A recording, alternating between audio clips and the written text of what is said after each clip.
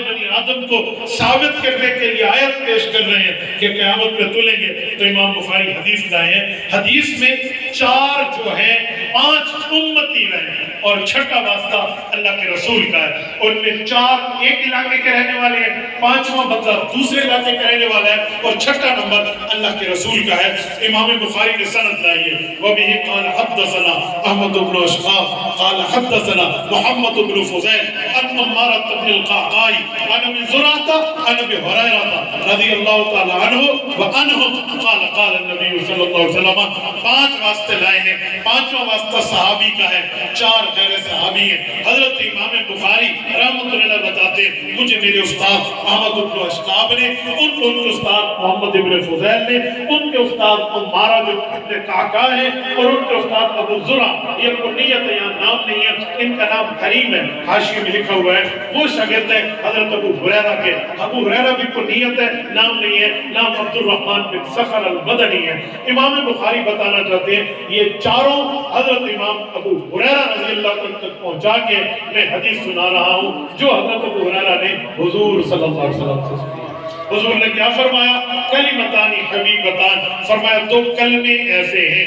اب کلمہ کہتے ہیں ایک لفظ کو، یہ تو کلمہ نہیں ہے، یہ تو کمپلیٹلی سینٹنس ہے، مکمل جملہ ہے، مرکب مفید ہے، تو کلمہ نہیں ہے، یہ کلام ہے۔ تو ہمارے بزرگ نے لکھا ہے کہ کلمہ کلام کے معنی میں ہے، کلمتان بمعنی کلامان۔ فرمایا حبیبتان، اللہ کو پیارے ہیں، یہ حبیب کہہ کر سبجیکٹ لا کر آبجیکٹ کی طرف اشارہ ہے، فاعل لا کر مفعول کی طرف اشارہ ہے۔ حبیبتان بمعنی محبوبتان ہے کہ 2 لفظ ایسے ہیں، 2 باتیں ایسی ہیں، 2 کلمے ایسے ہیں، 2 کلام ایسے ہیں جو اللہ کو بہت پیارے ہیں۔ اب صحابہ کرام نے کان لگایا کہ حضور بتا رہے ہیں 2 کلام ایسے ہیں جو اللہ کو پیارے ہیں، تو صحابہ کے دل میں سوال اٹھا کہ اتنی باتیں جو اللہ کو پیاری ہوں گی وہ بہت زیادہ بھاری ہوں گی، ہم نہیں کہہ سکیں گے۔ تو حضور نے فرمایا نہیں، خفیفتان علی اللسان، زبان پر بہت خفیف ہے، ایزیلی تم اس کو ادا کر سکتے ہو، آسان الفاظ میں کہہ سکتے ہو۔ پھر صحابہ کے دل میں آیا اللہ کو بھی پیاری ہیں وہ باتیں،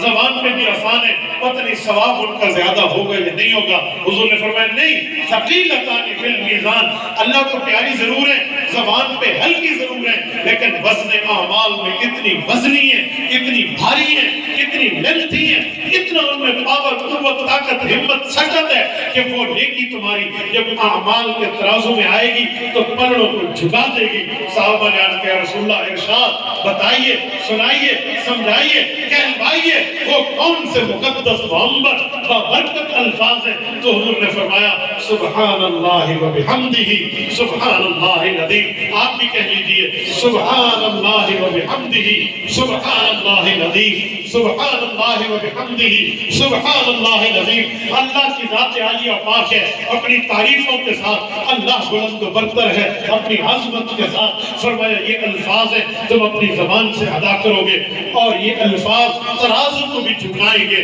اللہ کو بھی پیارے ہوں گے، زبان پہ بھی آسان ہوں گے، آسانی سے کہہ سکو گے۔ بنی کے غیرت مندو، یہ پوری حدیث سنانے کا مطلب فضائل نہیں ہے، امام بخاری کا ایک ہی مطلب ہے کہ یہاں لفظ ہے ثقیلتان فی المیزان، وزن اعمال میں بھاری ہے۔ دعویٰ کیا تھا وَنَزَرَ الْمَوَازِينَ الْقِسْطَ، اور اس کو ثابت کیا ثقیلتان فی المیزان سے، تو دعویٰ اور دلیل کی موافقت ہو گئی، اور اس سے امام بخاری نے اپنے دعوے کو ثابت کیا۔ اللہ تعالی